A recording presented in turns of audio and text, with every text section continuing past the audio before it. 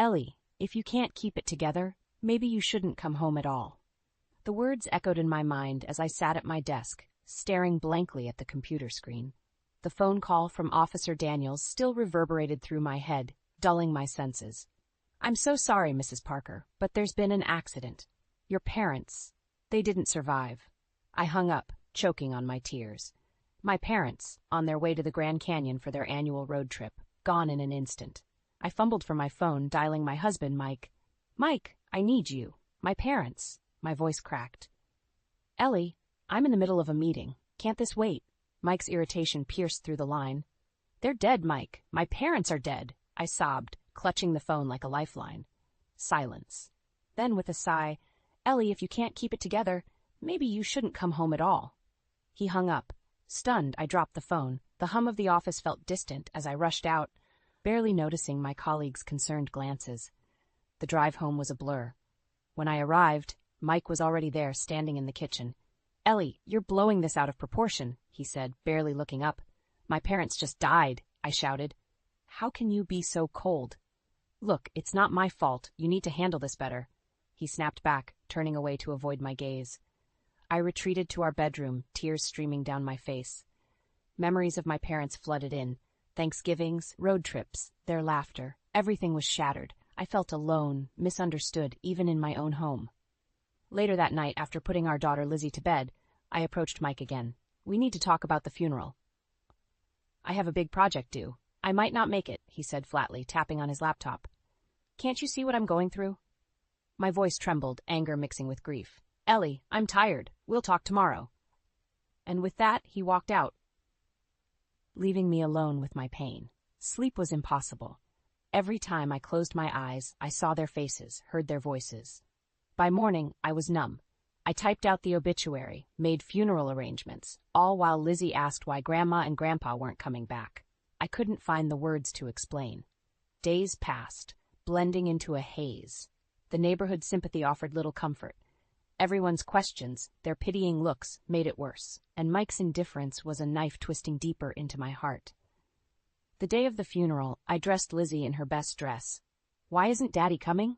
She asked quietly. He has work, sweetheart, I managed to say, trying to keep my voice steady for her sake. At the funeral, standing beside the caskets, I felt utterly hollow. Friends and family offered condolences, but I barely registered their presence. Cheryl, Mike's mother, approached me with a look of forced sympathy. Such a tragedy, she said, her voice dripping with insincerity. Have you thought about the inheritance? It might help with expenses. I stared at her, disbelief blending with fury. My parents just died. How can you talk about money? I'm just being practical, dear. Someone has to be, she replied, patting my shoulder in a mock display of comfort. Her words left me even more broken. Cheryl never cared about anyone but herself and her son. That night, I sat in the dark, my resolve hardening. My parents deserved justice, and I wouldn't let Mike's apathy or his mother's greed tarnish their memory. It was time to face the harsh reality of my life and take control. As the moonlight filtered through the window, I made a silent vow. Things would change. I would not let their deaths be in vain, and I would not remain trapped in this loveless, uncaring marriage any longer. The days leading up to the funeral were a blur of paperwork and phone calls. I spent every moment arranging services, choosing flowers, coordinating with the funeral home. Mike remained distant, claiming work obligations kept him busy. The weight of his indifference crushed me. One evening, I caught him slinking into the house late. Where were you? I demanded. Work. Had to stay late, he replied, avoiding eye contact. Late again? Every night this week, Mike? My voice cracked with frustration. Ellie, I told you, it's a big project, he snapped. He brushed past me and headed to our bedroom, closing the door behind him. I stood there, feeling more alone than ever. The night before the funeral, Cheryl showed up unannounced. She breezed into the living room, her perfume overwhelming. Ellie, how are you holding up? She asked, her tone insincere. Doing what I can, I replied, keeping my eyes on the carpet. Cheryl's gaze shifted to the closed bedroom door. Where's Mike? Still working, I said through gritted teeth. That man works too much, she tutted, then turned her attention back to me. So have you decided what's happening with their estate? I clenched my fists. Cheryl, it's not the time. Don't be so emotional, Ellie. This is about practicality, she said, her voice cool. My parents are gone, Cheryl. I can't think about money right now, I replied, barely holding back tears. Well, you need to. Mike and Lizzie need security, she continued, as if she wasn't intruding on my grief. Mike and Lizzie are not my immediate concern, I snapped, standing my ground. She huffed, clearly displeased. Fine, Ellie, but don't take too long. This is important for the family. As soon as she left, I collapsed onto the couch, the weight of everything suffocating me. Mike's absence, Cheryl's greed, the loss of my parents. It was too much. I needed to stay strong for Lizzie, but my resolve was slipping.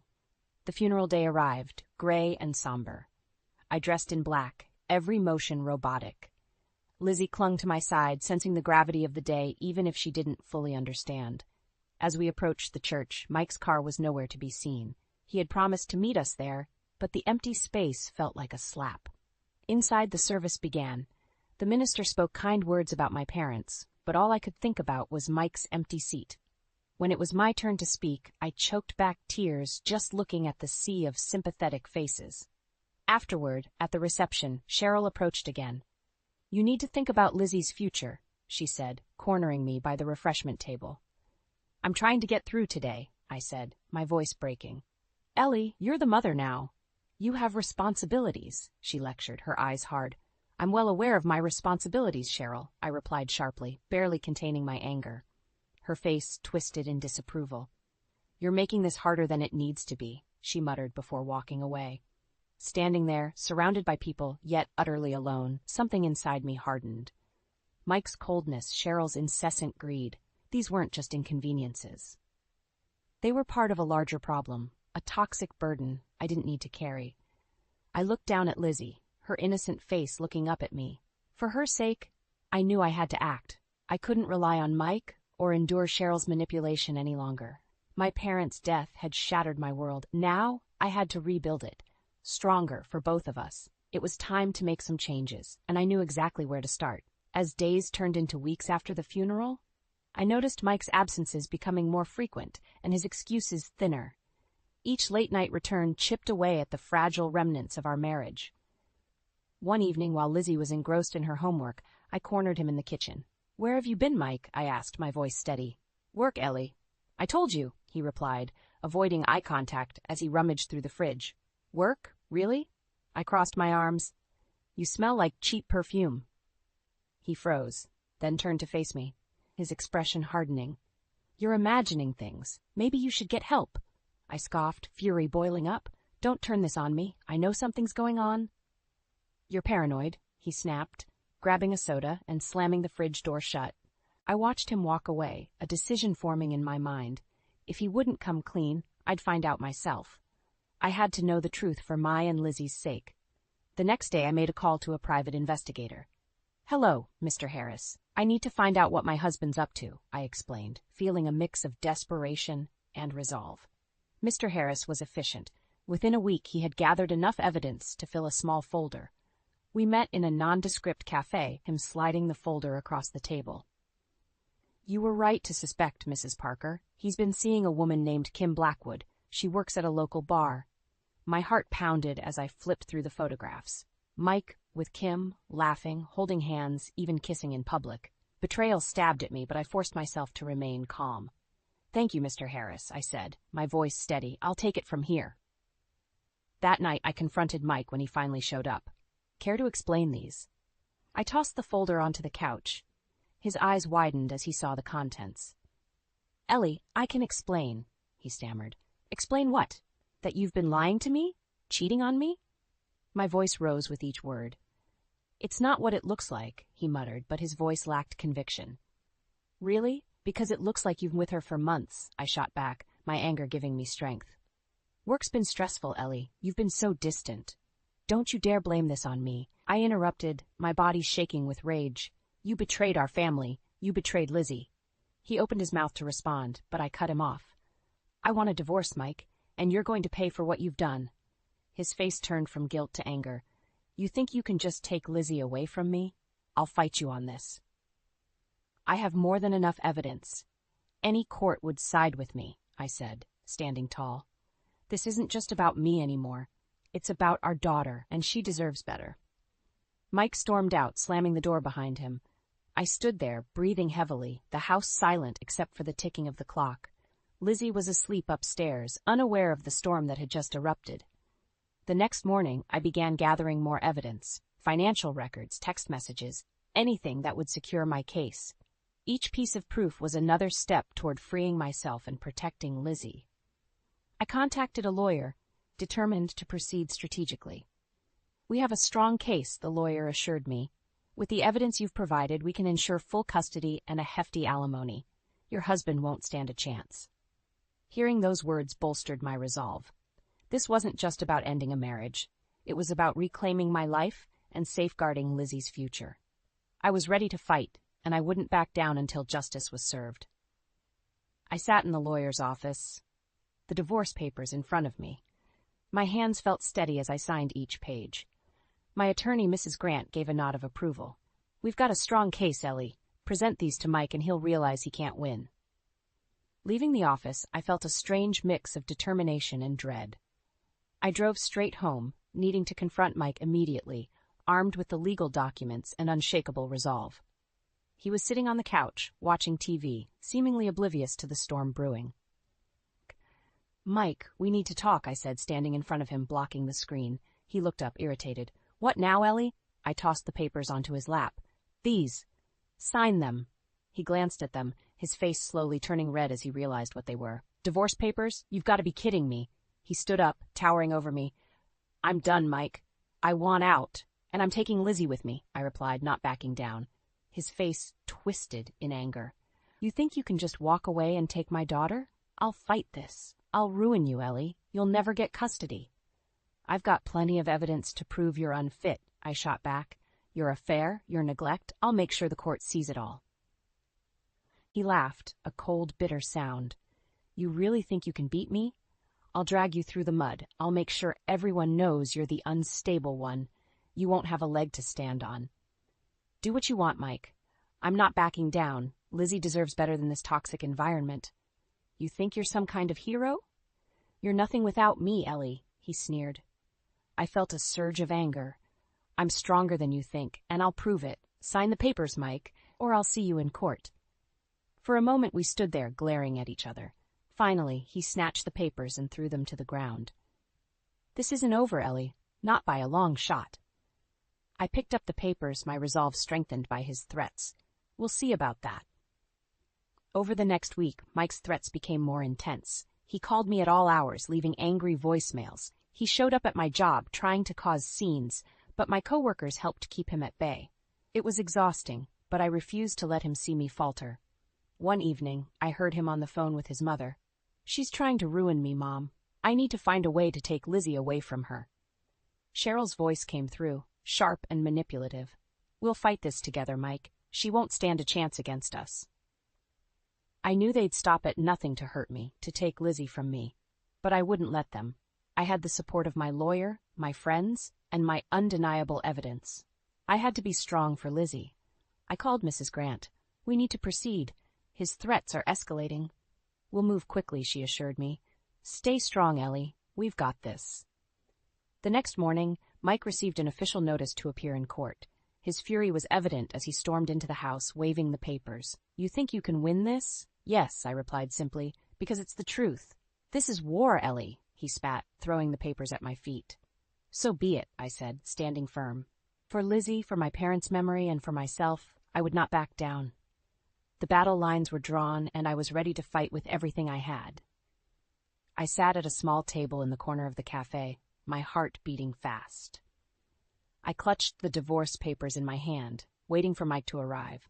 The sounds of steaming milk and clinking cups filled the air, but I was focused on the door. When Mike finally walked in, his eyes locked onto me with a look of sheer contempt. He sat down roughly, not bothering with pleasantries. "What do you want, Ellie?" "I want this over with." "You need to sign these," I said, pushing the papers towards him. He glanced at them, his jaw tightening. "I told you, I'm not signing anything. You think you can just waltz in here and dictate everything?" "You had your chance, Mike. Now it's about protecting Lizzie and moving on." He sneered. "You're delusional if you think you're getting any money from me. And Lizzie? Over my dead body. As he spoke, his boss Derek entered the cafe. Derek was heading to the counter when he recognized Mike and turned towards us, encouraged by visible intrigue. "Mike, what's going on here?" Derek asked, eyes shifting between us. Mike's face turned pale. "Nothing, sir.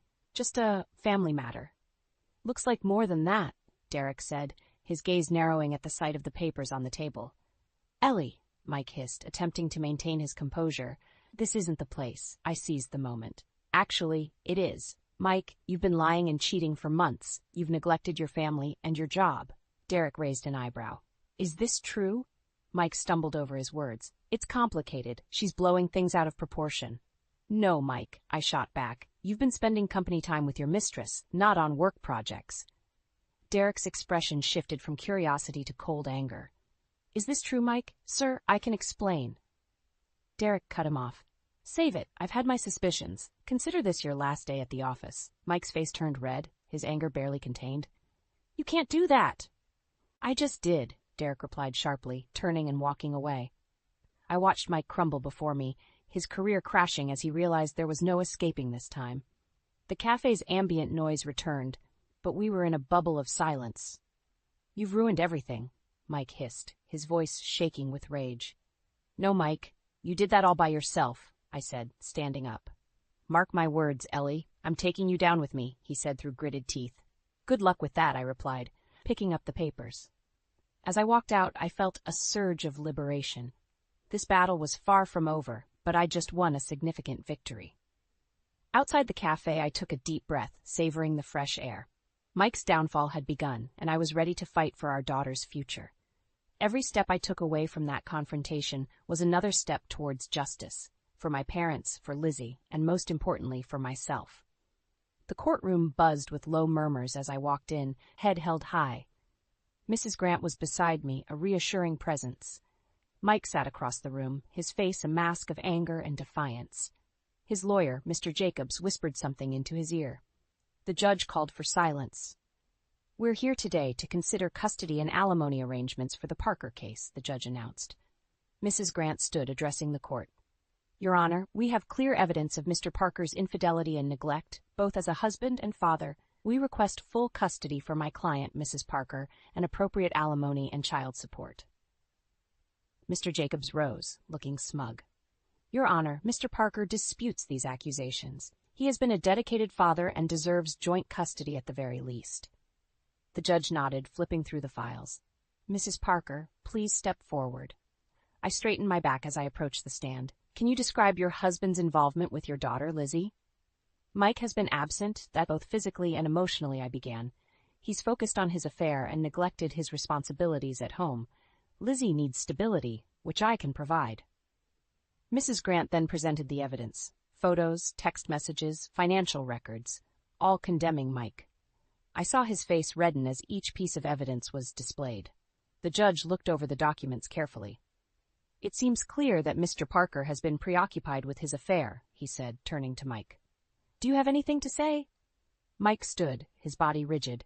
"Your Honor, this is all blown out of proportion. I've provided for my family. Ellie's just trying to ruin me." Mrs. Grant interjected. "Your Honor, Lizzie's well-being is our priority. Mr. Parker's actions have shown he's incapable of being a responsible parent." At that moment, the courtroom doors creaked open and a man walked in. It was Kim's husband, Dave. He approached the judge, holding a stack of papers. "Your Honor, if I may," Dave said, his voice steady despite the tension in the air. "I, too, have evidence against Mr. Parker and my wife, Kim. Mr. Parker's actions have not only hurt his family, but mine as well." The judge allowed him to submit the documents. Dave outlined how their affair had affected his family, detailing financial discrepancies and deceit. The courtroom listened intently, the atmosphere thick with tension. After a thorough review, the judge spoke. "Mr. Parker, given the overwhelming evidence, I rule in favor of Mrs. Parker. She is granted full custody of Lizzie and significant alimony and child support." Mike's face registered defeat. "This isn't fair," he muttered under his breath. The judge continued, "Furthermore, these financial records suggest potential fraud. This will be investigated separately." I felt a wave of relief wash over me. As the proceedings concluded, Mike shot me a venomous look. "This isn't over, Ellie." I met his gaze, unflinching. Yes, it is, Mike. Yes, it is. Outside the courtroom, Dave approached me. I'm sorry for everything. Let's make sure they pay for what they've done. Agreed, I said, feeling a sense of camaraderie. As I walked to my car, I called Mrs. Grant. Thank you for everything. What's next? We'll finalize the paperwork, and then we'll look into those hidden accounts your investigator found, she replied. I nodded, determination burning within me. This battle was almost won, but the war wasn't over. Mike's deceit would lead to his downfall, and I was prepared for the next fight. With Lizzie by my side, there was nothing that could break me now. The knock on my door was sharp and insistent. I opened it to find a stern-faced detective holding a warrant. Mrs. Parker, may we come in? I stepped aside, heart pounding. What is this about? The detective nodded to his partner. We're here to search for documents related to Mr. Parker's offshore accounts. We have reason to believe he's been hiding assets. My mind raced. Mike had lied and cheated, and now his financial deceit was coming to light. Take whatever you need, I said, leading them to Mike's old office. While the detectives sifted through papers, I called Mrs. Grant. They're searching the house for evidence of Mike's hidden accounts. Good, she replied. This will only strengthen our case. Stay calm and cooperate. As the detectives worked, I found myself outside, watching Lizzie play in the yard with our neighbor's children. She looked so carefree, a stark contrast to the chaos inside. Hours passed before the detective reappeared. We've found enough to initiate a full investigation. Thank you for your cooperation, Mrs. Parker. You'll be hearing from us soon. After they left, I was overwhelmed with a mix of relief and anticipation. This was another nail in Mike's coffin, another step toward justice. The next morning, I received a call from Derek. Ellie, I wanted you to hear it from me. Mike's been arrested for fraud. The company's pressing charges. I closed my eyes, absorbing the news. Thank you for letting me know, Derek. This was inevitable, he sighed. He crossed too many lines. Take care, Ellie. Mike's arrest unleashed a media frenzy.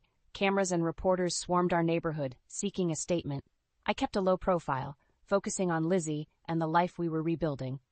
One evening, as I tucked Lizzie into bed, she looked up at me with wide eyes. Mommy, is Daddy coming home? I brushed her hair gently. Not for a while, sweetheart, but you have me, and that's all we need right now. She nodded, trusting and innocent. Okay, Mommy, I love you. I love you too, Lizzie, I whispered, feeling the weight of my promise. I had to stay strong for her. Days turned into weeks. Mike's world continued to unravel. His assets were frozen, his accounts scrutinized. Cheryl tried to intervene, but her attempts were futile against the mounting evidence. I received a call from Kim one afternoon. Ellie, it's Kim. Can we talk? I hesitated, but curiosity and a need for closure prompted me. Fine, come over. When she arrived, she looked worn. I'm sorry for everything, she began, her voice shaky. I didn't realize the extent of Mike's lies. He's ruined my life, too. I studied her, seeing the guilt and regret. So what do you want from me? I just wanted to apologize and offer my support. What he did to both of us is unforgivable. I nodded, feeling a strange sense of solidarity with her. Thank you, Kim, but Mike's actions have consequences, and we both have to live with that. As she left, I felt a weight lift from my shoulders. Closure was coming, slowly but surely. Weeks later, the court verdict was in. Mike was found guilty of fraud and embezzlement. He faced years in prison, his reputation shattered, his life in ruins. Cheryl's health declined rapidly, and she moved into a care facility. Mike's network of lies had collapsed entirely. One afternoon, as Lizzie and I were playing in the yard, the sun shining brightly, I realized we had reached a turning point. Mommy, are we okay now? Lizzie asked, her innocence refreshing. We are, Lizzie. We're better than okay, I said, scooping her into my arms. This is our fresh start. She giggled, her laughter a sweet balm to my weary soul. For the first time in a long while, I felt the stirrings of hope. Our future was bright, untouched by the shadows of the past. Mike's downfall was complete, and in its wake we would rebuild, stronger than ever. The move to California was hectic but liberating. Lizzie and I left the shadows of our old life behind, embracing a fresh start. Our new home, a cozy bungalow bathed in sunshine, felt like hope personified. On the first day at her new school, Lizzie was nervous. Do you think they'll like me, Mom?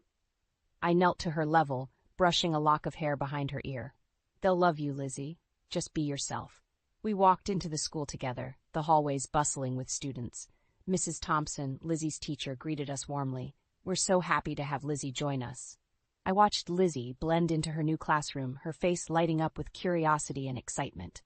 I left, feeling lighter, hopeful for the first time in a long while. At my new job, the environment was invigorating.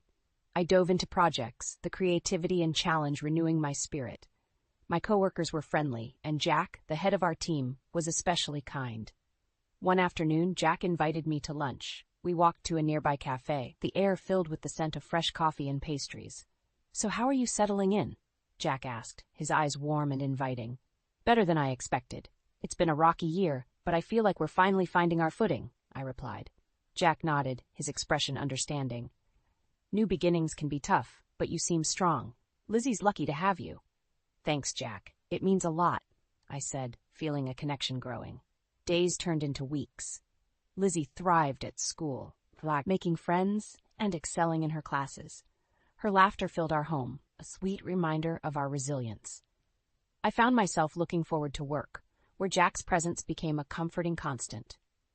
One Friday evening, Jack invited us over for a barbecue. "Bring Lizzie. It'll be fun," he said with a smile. At Jack's house, Lizzie played in the yard with his dog, her laughter echoing through the air. Jack and I stood by the grill, the smell of sizzling burgers making me feel at home. "You've created such a warm place here," I remarked, watching Lizzie chase the dog.